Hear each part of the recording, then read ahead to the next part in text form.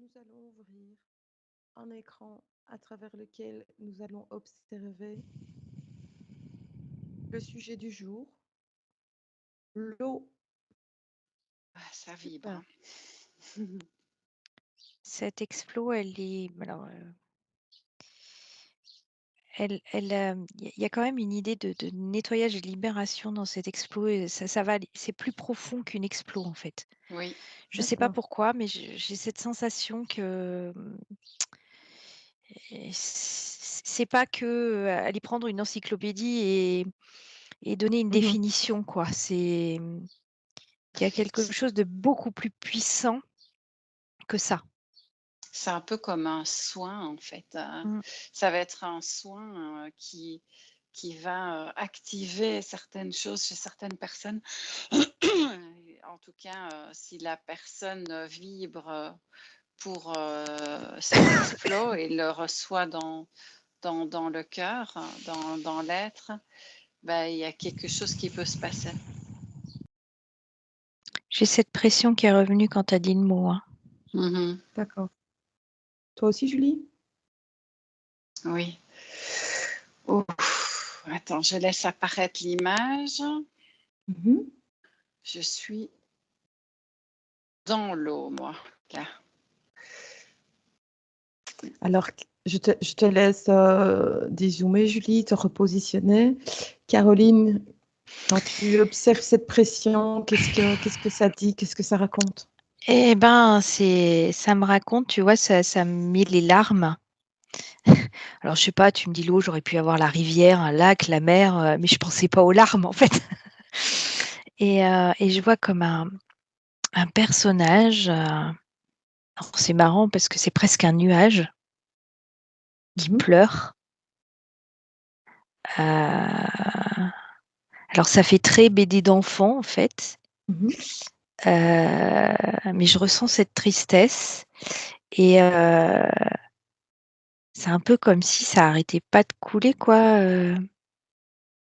C'est mais qui c'est ce personnage? Est-ce que c'est symbolique ou est-ce que c'est quelqu'un qui se présente au sujet? alors c'est marrant parce que ça me dit les 2. Alors il va falloir que je traduise. Hem, Ça me paraît être quelque chose d'assez énergétique, mais c'est un peu comme si ça me dit que le nuage dans la visualisation que j'ai Mhm. est comme réel et dans cette symbolique du nuage qui pleure, il y a quelque chose de très énergétique derrière. Quand tu dis d'énergétique, tu veux dire de symbolique sur nous humains, comme si, je sais pas moi, comme si l'humanité pleurait ou... Je te laisse Mmh. observer, Caroline. Julie? Je vois, un amphibien, moi, c'est pas un galactique amphibien. Il se présente à toi? Oui, il est tout bleu, il a les bleu gris, hein, avec les mains et les pieds un peu palmés, là. Hmm. Il a des informations à te donner? Pourquoi est-ce qu'il se présente à toi?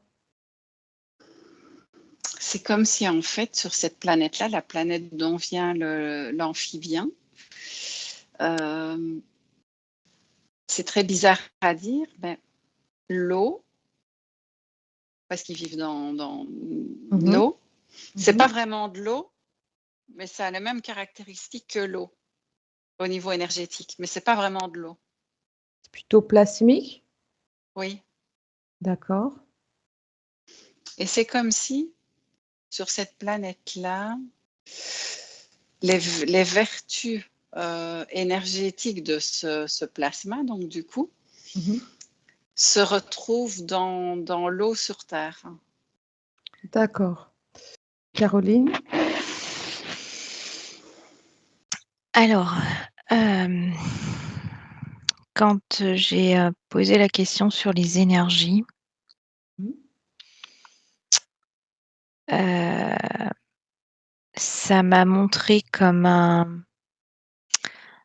un espèce de vaisseaux qui avaient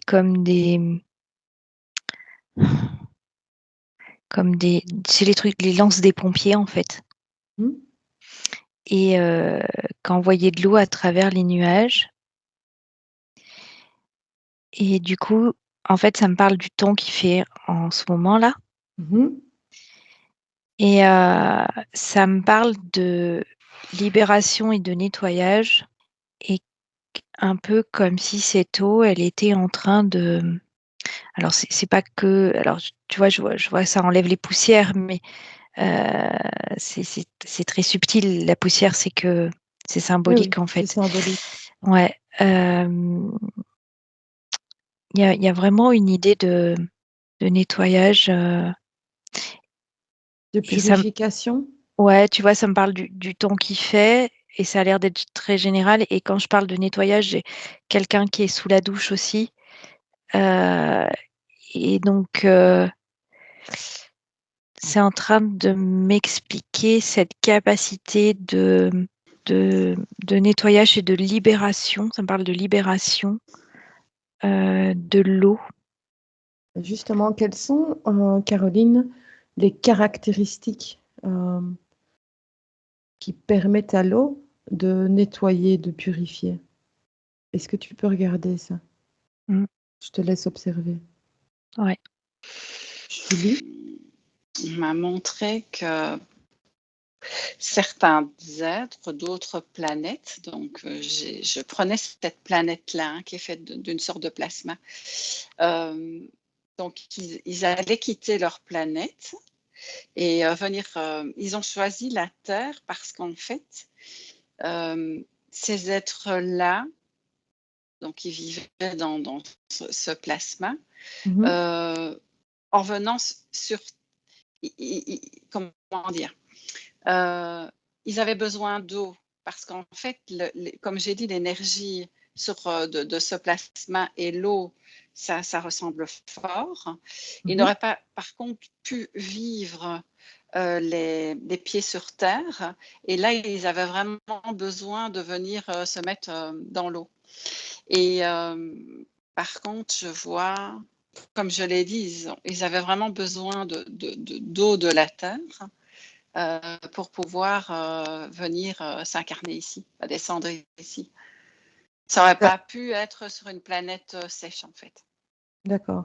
Et ces êtres amphibiens que tu vois, que tu perçois, ils sont plutôt de forme animale ou de forme humanoïde? Humaine. Humaine, donc ça c'est le premier que j'ai vu, c'était une forme humanoïde, hein, mais bon, même si la tête, etc., et les mains et les pieds sont différents, la Mhm. peau aussi, voilà. Et donc, eux, ils se sont incarnés sur Terre ou ils sont plutôt descendus de vaisseau? Ils sont descendus du vaisseau, D'accord. à Et la eux, base, oui, oui. à la base. Ça, Qu'on il y a parle de très ça, longtemps. oui, voilà, c'est ça. On remonte à des centaines, voire des Oui, centaines de mais milliers d'années. j'ai tout de suite entendu, j'ai dit oui, puis j'ai entendu à la base parce que il y en a d'autres qui proviennent de cette planète qui sont après incarnés en tant qu'humains. D'accord, ok. Et donc, ces êtres humanoïdes sont toujours présents. Ils sont quoi? Toujours, ils sont dans le fond des océans? Ils sont toujours présents. Allez, justement, je me suis posé la question, j'ai vu que pour le moment, ils étaient encore cachés. Ils sont très, très bas. Et j'ai eu une autre info, c'est qu'ils ne sont pas spécialement visibles Ils ne sont pas en 3D? pour l'œil humain, en fait. Mhm. Ils sont sur un autre plan que la 3D? C'est encore un autre plan, effectivement. C'est comme s'ils avaient la capacité de mettre leur cape d'invisibilité, là, Mhm. parce qu'ils sont sur un autre plan. Ok. Alors, Julie, est-ce que tu peux entrer en communication avec un de ces êtres, pardon, et leur demander, je vais poser la même question qu'à Caroline, hein, quelles sont les caractéristiques principales que eux recherchent, voir si ces caractéristiques sont également bénéfiques pour nous, êtres humains, et dans quelle mesure, pourquoi. Je te laisse Il y a juste observer. quelque chose que j'aimerais ajouter par rapport à ça, parce que la formation est venue tout de suite, et Mhm. ça, on va le comprendre, c'est que ils sont vraiment reliés, comme j'ai dit, à l'eau, en tout cas, c'est comme les molécules sont très, très similaires à ce qu'ils avaient sur la planète. Ils veulent nous faire comprendre tout ce dont il est possible, tout ce qu'il est possible de faire via l'eau sur Terre, le grand pouvoir de l'eau. Et en fait, ils travaillent énormément avec l'eau. Super, c'est vraiment la tournure que je voulais que cet exploit prenne. Donc, c'est parfait. Je te laisse communiquer avec un de ces êtres s'il y en a un qui veut bien et qui est disponible pour nous parler. Et je reviens vers toi après. Caro? Alors, du coup, j'ai demandé la particularité de l'eau, ce qui m'a amené à la molécule, aux atomes. Donc, à chaque fois, je descendais. Et du coup, je suis vraiment allée dans les particules, dans les atomes. Et là, ça m'a parlé de mouvement. Et en fait, c'est le mouvement à l'intérieur des atomes qui crée un mouvement de la molécule et des molécules d'eau entre elles. Le mouvement, je sais pas, j'ai envie de dire prioritaire ou primordial, je sais pas comment le mettre, ou le plus fluide, le premier qui va arriver, ça va être un mouvement hélicoïdal qui va ressembler à la forme de l'hélice de l'ADN. Et ça va créer comme une vibration commune. Et c'est cette vibration, en fait, l'eau va vibrer par cette hélice et va faire du coup vibrer l'ADN, ton ADN. Et c'est par là que ça va te nettoyer. Et ça me parle également, et c'est là que ça se rejoint, d'effet miroir. C'est-à-dire que cette capacité que l'eau a de se mettre en hélice et va ressembler à ton ADN, l'eau peut prendre cette forme, peut prendre la forme qu'elle veut, comme un effet miroir. Et tu vois, je vois comme un personnage et je vois de l'eau qui sort d'un lac et ça recrée le personnage en eau, tu vois, comme s'il était devant un miroir. Et c'est toujours pareil, ce truc de miroir, que l'eau va prendre cette image en face comme si c'était un miroir, va créer une vibration. Alors, je mets nettoyer ou libérer parce que je sais pas exactement ce que ça va faire, mais c'est l'idée, quoi. Voilà. Donc, ça joue à la fois dans l'ADN, mais ça joue plus. J'ai envie de dire, c'est à la fois microscopique et macroscopique. Alors, on parle souvent de la mémoire de l'eau. Et donc, cette caractéristique dont tu parles, qui permet à l'eau de réagir en miroir, est-ce que ça a un lien avec sa caractéristique de mémoire? Et alors, justement, c'est un peu comme si, tu vois, ça me dit, quand tu me dis ça, comme cette eau, elle prend la forme de ce personnage.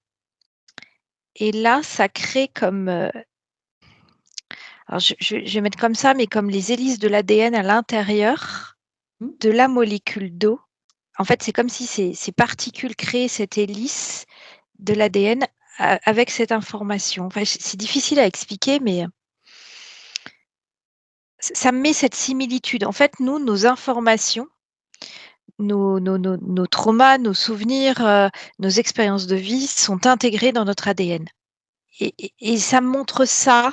C'est pas je peux pas parler d'ADN dans une molécule d'eau, mais ces particules font une hélice qui ressemble à ça, et c'est dans cette hélice, dans ce mouvement d'hélice, que se trouve la mémoire. Et cette mémoire, à l'origine, elle a été faite par cet effet miroir, en fait. Donc, c'est comme si l'eau avait la capacité de transmettre de l'information. Oui, en fait, je vois donc cet être, il est en train de me montrer que ces êtres-là, donc, venaient en matière d'enseignants. Mhm. Et je le vois en face d'une personne. Il va scanner l'intériorité de la personne, donc il va scanner son eau intérieure. Mhm. Et en scannant son eau, il va déjà percevoir où sont les failles, où il y a un problème. Donc ça, c'est la première possibilité. Et en même temps, ils ont aussi cette capacité de réinformer les cellules via cette eau intérieure. En fait, c'est comme si, avec leur vision, ils arrivaient à rentrer dans toutes les molécules d'eau intérieure et aller rechercher toutes les informations ou, comme j'ai dit, les réinformer pour les guérir, en fait. Voilà. Et donc, la façon dont ils s'y prennent pour réinformer l'eau de notre corps ou toute autre eau, est-ce que c'est, in fine, c'est par la vibration qu'ils le font? Par les ondes qu'ils diffusent? Ils le font oui, exactement. Oui, c'est l'image que je vois. Et c'est quelque part par la force de la pensée. Et donc, en fait, Oui. est-ce que tu peux voir, il n'y a pas qu'eux qui ont cette capacité-là. Il n'y a pas que qui ont cette capacité-là.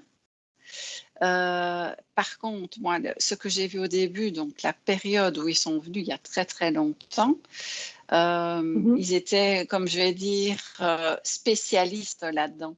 Et ils ont donc informé beaucoup de monde sur cette possibilité. Ils ont enseigné, donc voilà. Mais sinon, effectivement, on a tous la possibilité de faire ça. D'accord. Est-ce que tu peux regarder, donc, Julie, Caroline aussi, tout compte fait, parce que je pense que je ne t'ai plus lancé sur une question, Caroline. Donc, peut-on la formater, cette eau, et donc la réinformer? On voit que oui. Est-ce que vous pouvez observer comment pratiquer et s'ils ont un conseil à donner sur la façon dont on parle en général de structurer l'eau? Mais moi, ce que je vois dans ce personnage, cet être, c'est que quand ça arrive, c'est comme si il entrait à l'intérieur de lui, mais vraiment dans son point zéro. Il n'y a aucun mental. Il y a une ouverture qui se fait vers l'extérieur. Il est complètement... il devient... Point zéro. Ouais, il devient même un peu transparent, là, comme ça. Ça se fait par l'intention, mais vraiment de cœur à cœur, quoi. D'accord. C'est un état de profond lâcher prise, hein, évidemment. Comment peut-on s'y prendre pour structurer l'eau ou restructurer l'eau? Et c'est le mouvement. Par les ondes? Alors, du coup, en fait, cette restructuration se fait par le mouvement, tu sais, celui que je te parlais tout à l'heure. Et d'insuffler ce mouvement, tu peux l'insuffler de différentes façons. Tu prends par exemple une bouteille d'eau, tu la fais tourner, tu vas créer un mouvement. La rivière est dans le mouvement. Mais tu peux aussi, tu vois, je vois quelqu'un qui pose les mains sur l'eau alors que l'eau est stagnante. Créer ce mouvement vibratoire, puisque ce sont les particules dans les atomes qui bougent, donc par ta propre vibration. Après, Et Julie oui, sourit et valide ce que tu vois. et l'intention aussi, parce que l'intention, elle est vibratoire aussi. Donc, tout ce qui va créer de l'énergie va faire bouger les particules des atomes de l'eau à l'intérieur. Et c'est ce mouvement-là qui va restructurer l'eau. D'accord, donc quand tu parles de la bouteille qui tourne, c'est le principe de mettre deux bouteilles goulot contre goulot et de créer un vortex entre les deux bouteilles. Alors, tu vois, quand je parle de mouvement, et c'est vrai que la bouteille, le vortex, tu vois, je te parlais de l'ellipse, l'ellipse là tout à De l'heure. l'ellipse, oui. Voilà, Oui. c'est ça. En fait, le mouvement primordial qui va restructurer l'eau, c'est celui-là. Mhm.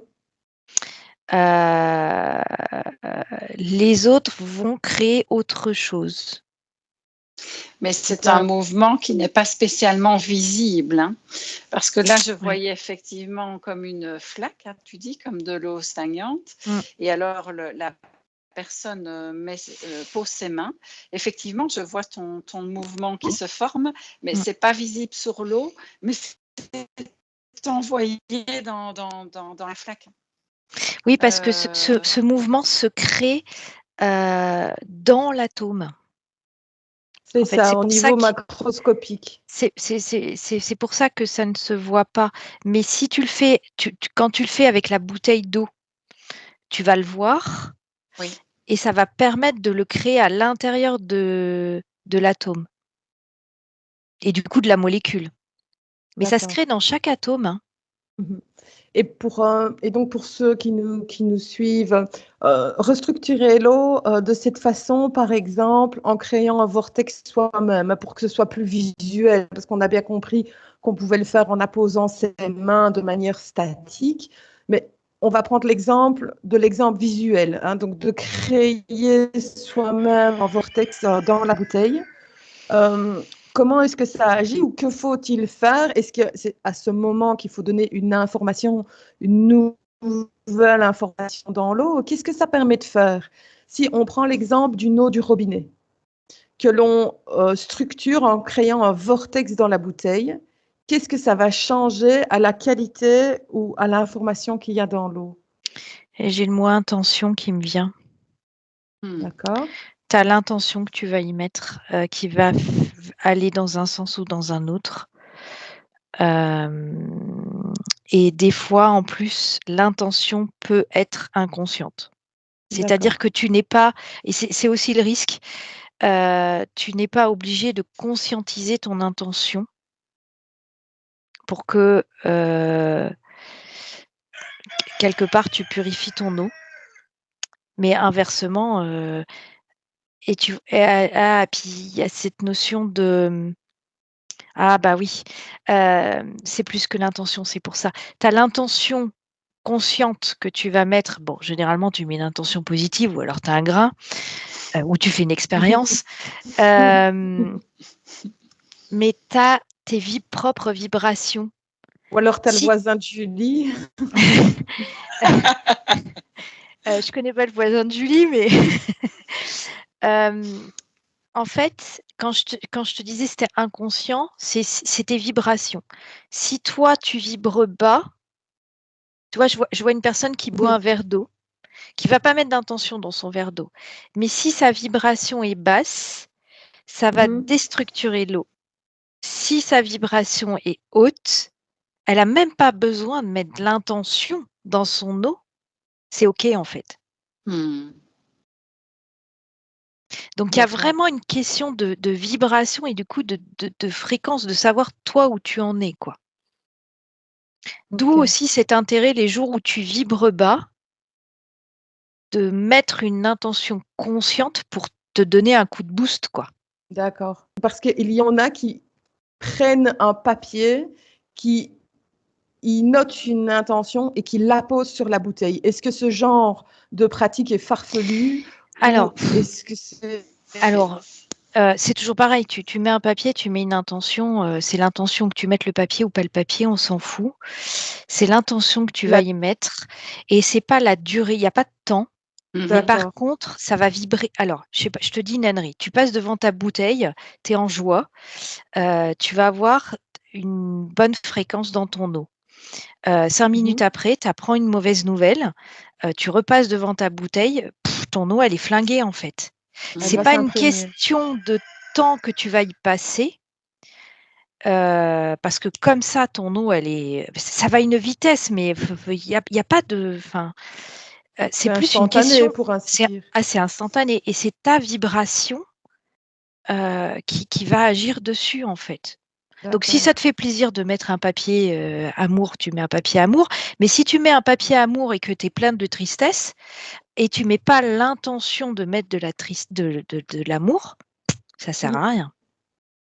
Non, mais alors c'est super comique parce que bon, moi je structure mon eau à la maison et je m'étais dit qu'un jour j'essayerais d'apposer un papier, mais je ne l'ai jamais fait. Et c'est comme si quelque part je savais bien C'était que ça ne inutile. servait à rien, Ouais. que c'était inutile. Alors, est-ce que tu peux regarder, Caroline, on parle aussi de forme de géométrie sacrée. Est-ce que ça a une incidence de poser une bouteille au-dessus d'une forme de géométrie sacrée? Je te laisse regarder et je reviens près de toi. Je reviens près de toi. Julie, est-ce que tu as quelque chose à ajouter concernant la structuration, l'intention? Oui. J'avais exactement la même info que Caroline, donc Ok, super. Ce que je voulais savoir, Julie, c'était le rôle du sel dans les océans. Je te laisse observer, Julie. Et je vais voir près de Caroline si tu as quelque chose. Alors oui, la géométrie sacrée va jouer toujours par cette capacité de quelque part, de par un effet miroir, de prendre la forme en fait de cette géométrie sacrée. Alors, ça ne veut pas dire que c'est visible, hein, ça ne veut pas dire que tu vas Oui, voir oui. ton eau parce que c'est dans la molécule qu'est-ce que ça se passe. Mhm. Et donc, du coup, l'information de la géométrie sacrée va aller dans ton eau. Est-ce que tu peux prendre 2 bouteilles d'eau et les comparer? La première vient du robinet et on n'y fait rien. Et la deuxième bouteille vient du même robinet et on la pose sur la forme de géométrie sacrée et voir si une différence apparaît. Ouais, Caroline, ouais, je l'ai tout de suite, hein. Celle du robinet, j'ai l'impression de voir de la boue. Enfin, tu sais, comme si je prenais de l'eau de la vase, enfin, de la flaque d'eau de boue, de la vase d'à côté, là. Et mhm. l'autre, je sais pas, je la vois presque vivante, un peu comme si elle avait des bulles d'air, un peu comme si elle était gazeuse, mais elle vient du même robinet, quoi. D'accord. Et elle est claire, elle est limpide, voilà. Caroline, tu peux peut-être rejoindre Julie sur le rôle du sel. Je te laisse observer. Julie. alors oui, j'ai d'abord observé autre chose. J'étais pas près de l'océan, mais en fait, alors je connais absolument rien là-dedans, mais j'ai été tout près de ou comment est-ce qu'on appelle ça, des marais salants, c'est ça? Mhm, mhm. Et j'en ai jamais vu dans le sens, je ne sais pas si quand ça durcit, ça devient un petit peu brillant. Mais en tout cas, ce que j'ai vu, c'était comme si il y avait quand ça sèche, il y a une réverbération qui vient du soleil sur le sel. Mhm. Et il y a une action purificatrice. Donc, ça, c'est ce qu'on m'a montré. Il y a vraiment, je ne sais pas si c'est possible que le sel devienne peu cristallin comme ça. Oui, si, je vois ce que tu veux dire. Hein, il y a une petit peu espèce de brillant. réverbération. Et alors, quand je me suis demandé d'où ça venait, ça m'a juste dit d'ailleurs, mais de très, très, très, très, très loin. Donc, d'où venait le sel? Tu t'es demandé d'où venait le Oui, sel, et alors ça, oui. on t'a emmené très loin. Est-ce que tu peux regarder, prendre la hauteur des zooms si tu veux bien. Oui, Ça vas-y. vient de très, très, très loin. C'était nécessaire apparemment que le sel se retrouve dans l'eau, parce que quand je fais le lien donc avec ce que j'ai vu au départ, cette réverbération qu'il y a donc du soleil sur l'eau, et puis après donc le sel, quand l'eau est partie, c'est comme si c'était vraiment nécessaire, enfin, en tout cas impératif, que le soleil et l'eau soient là. Est-ce que le sel agit sur l'eau avant l'évaporation pour que l'eau qui se retrouve dans les nuages se modifie par rapport à l'eau? Alors, bon, je vais clarifier. Oui. Je pense au cycle de l'eau, d'accord? Caroline nous dit que quand elle pense à l'eau du robinet, elle voit de la boue, d'accord? De la vase, quelque chose de complètement répugnant. Donc, toute cette eau qui nous arrive par le robinet, qui est charriée dans tout un tas de tuyaux à angle droit, avec dans des canalisations qui sont répugnantes, qui sont vétustes, etc., arrive dans nos verres. Une fois que cette eau est consommée, elle se retrouve dans nos rivières. Les rivières ramènent l'eau aux océans et cette eau va s'évaporer pour retourner dans les nuages. Est-ce que le sel a une fonction? J'ai entendu tout de suite purificatrice, et puis après j'ai vu, c'est comme si je jetais du sel dans mon bain aussi là. Il y a vraiment une fonction purificatrice, même si en même temps j'ai vu que au jour d'aujourd'hui c'est plus suffisant en fait.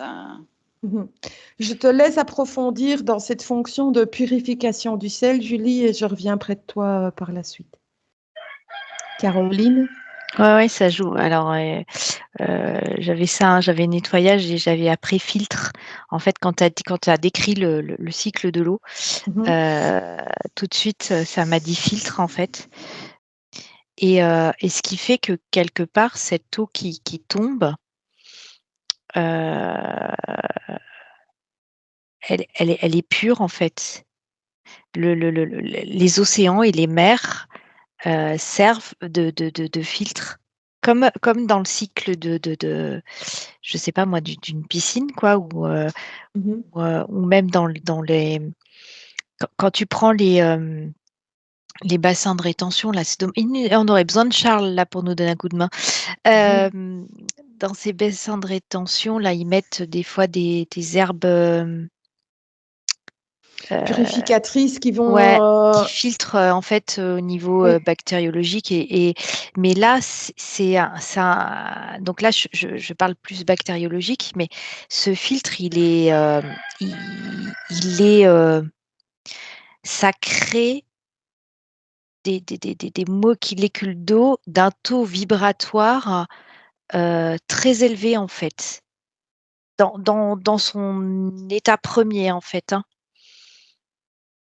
D'accord. C'est en théorie, ce qui est Ok. censé tomber du ciel, ça a un taux Oui, en théorie. vibratoire très très élevé.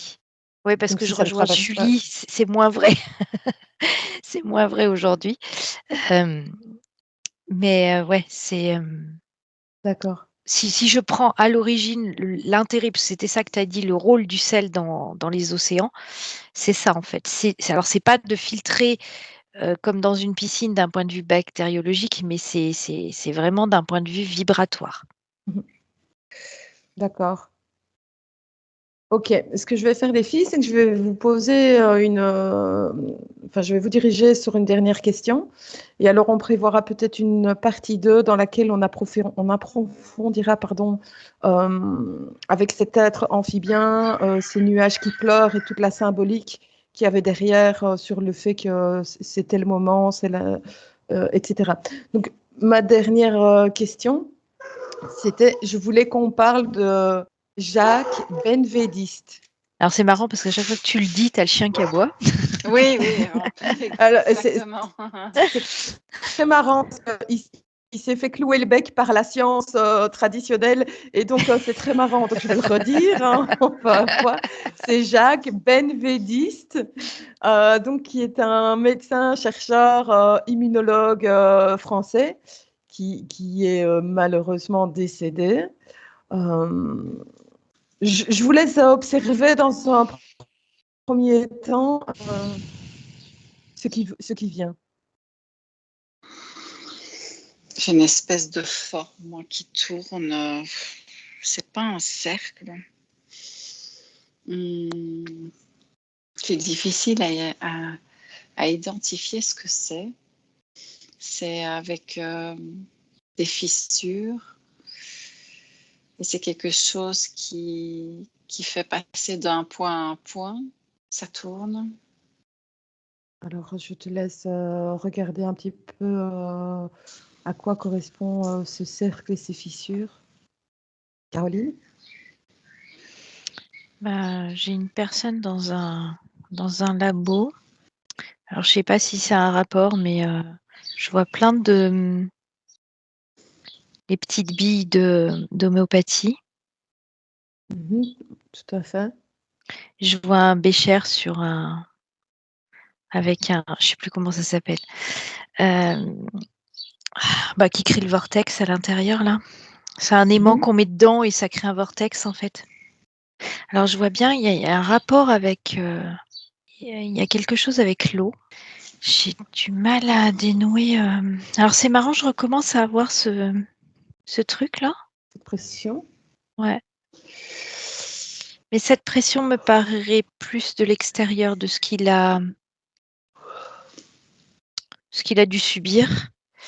Alors, je vais me reconcentrer sur ce que... C'était quoi ta question? Non, c'était simplement le personnage, en fait. Dans un premier temps, c'était d'observer ce qui venait. Dans un deuxième temps, on va peut-être remonter un petit peu nos fréquences.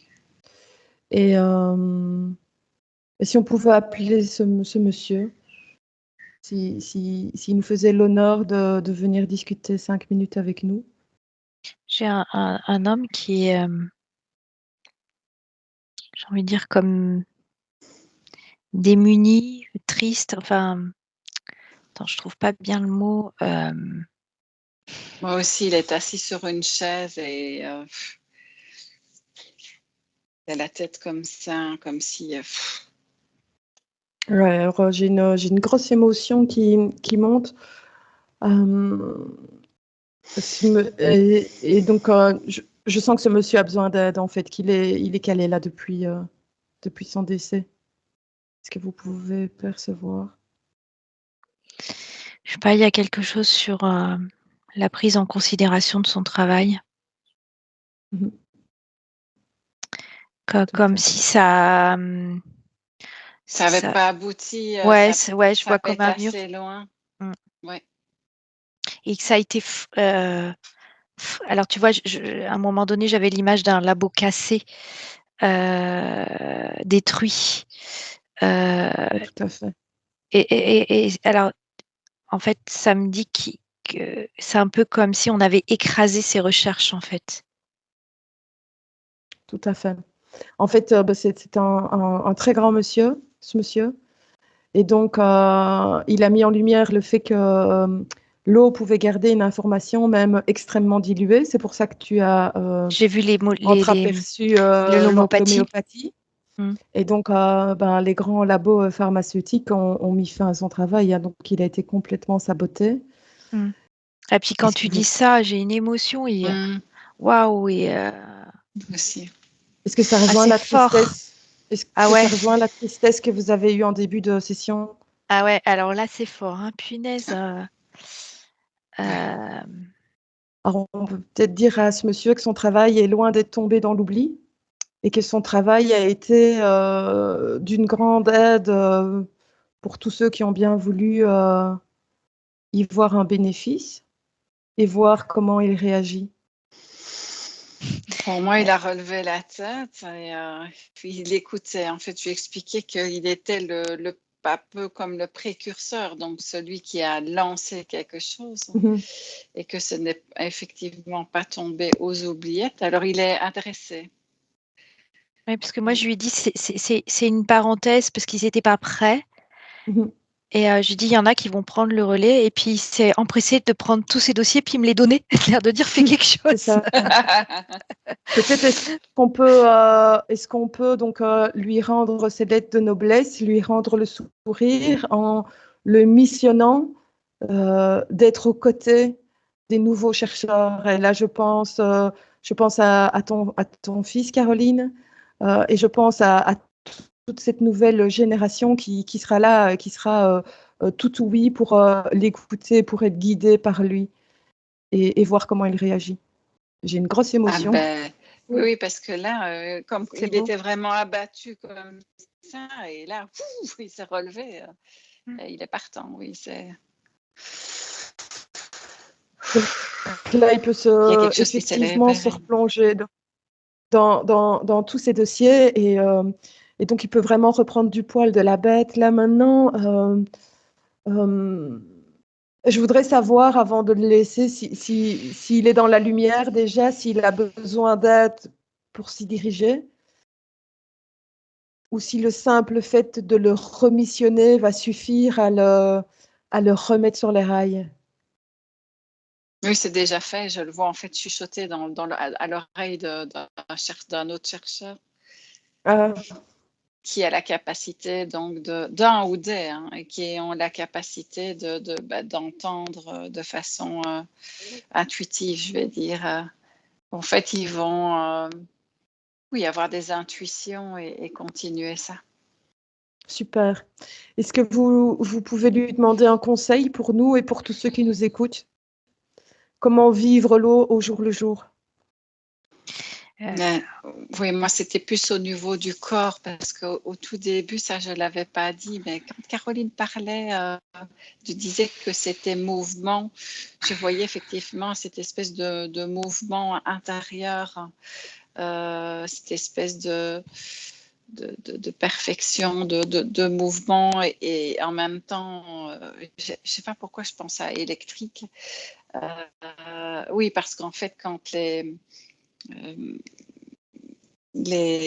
l'eau se touche et crée il y a une espèce d'ondulation électrique qui se forme dans l'eau. Et alors, donc, son invitation, c'était à rentrer donc à l'intérieur pour être en connexion avec ce mouvement primordial, en continuant à bien s'hydrater, donc en conscience. Est-ce que le bain est à privilégier, c'est-à-dire l'immersion et non pas la douche qui coule et qui passe relativement vite, hein, l'eau tombe sur notre tête, elle se retrouve à nos pieds en moins de 2 secondes et l'eau pas. Est-ce que l'immersion dans l'eau est plus intéressante à ce niveau-là? Je te J'ai laisse entendu, regarder. j'ai entendu Ah, directement que l'immersion dans l'eau, c'est intéressant au niveau donc de la relaxation, etc. Mais par contre, la relaxation, mais j'avais vu tout à l'heure, ou même quand on met du sel dans le bain, etc., c'est pour se relaxer, se purifier. Par contre, c'est plus intéressant la douche quand même. Parce qu'il y a vraiment je vois comme si l'eau qui est donc de nouveau en mouvement et qui tombe réactive cette électricité intérieure. Électricité n'est pas vraiment le mot, mais c'est similaire à l'électricité, c'est des décharges en fait. c'est comme quand des Qui permettent molécules d'eau se heurtent ensemble les unes contre les autres Oui, et sont plus comme charrier comme un petit peu l'eau qui tombe dans le torrent et se charge en énergie En fait, tu as les sur une chute ou une molécules d'eau. cascade, par exemple.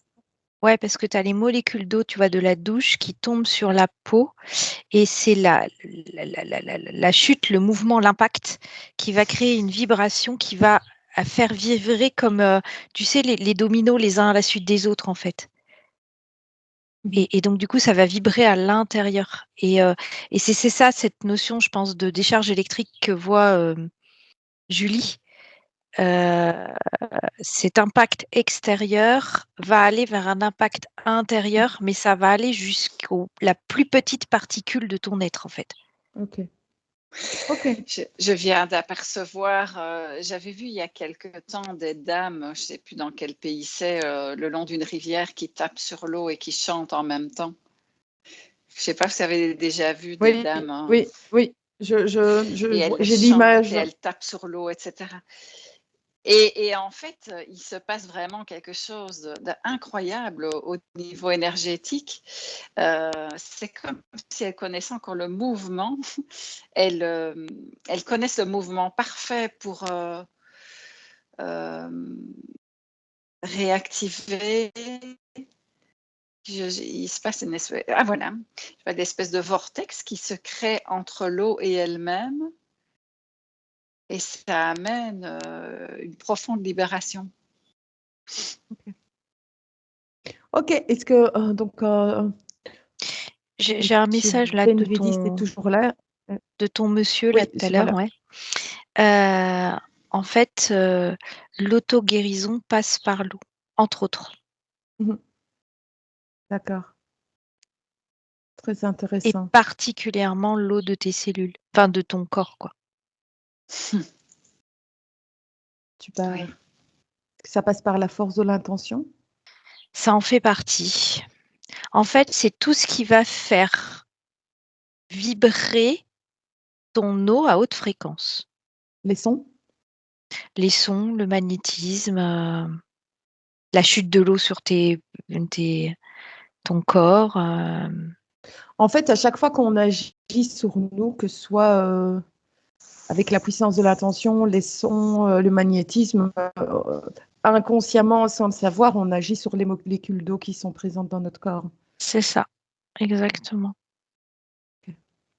Bon, on peut remercier 1000 fois ce grand monsieur, lui dire combien toutes ces recherches ont été très précieuses pour toute l'humanité, qu'elles ne sont pas du tout tombées dans l'oubli, comme il le pensait. Voilà, moi je le remercie du fond du cœur.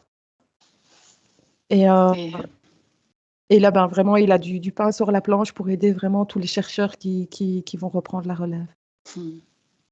Voilà, on peut le saluer, le remercier. Est-ce que vous avez une dernière information avant que je vous fasse revenir? Alors, quand tu m'as dit ça, j'ai vu une goutte d'eau avec les couleurs de l'arc-en-ciel à l'intérieur. Et les couleurs de l'arc-en-ciel sont les couleurs des chakras. Moi, je vois aussi, en fait, quand on parle d'ancrage, etc., je vois la possibilité qu'offre l'eau de s'ancrer encore plus. C'est quand tu t'es à pieds nus, les pieds sur terre, mais en même temps dans une flaque d'eau. Les deux font qu'il se passe un truc, je vois l'énergie de la Terre qui monte encore plus, en tout cas l'ancrage est encore plus fort quand les deux sont là. Ah, j'ai compris, Julie, quand tu as dit ça, mon arc-en-ciel, c'est le soleil. C'est-à-dire que tu étais sur l'ancrage et moi, je suis sur la source. Tu as la connexion, le haut et le bas.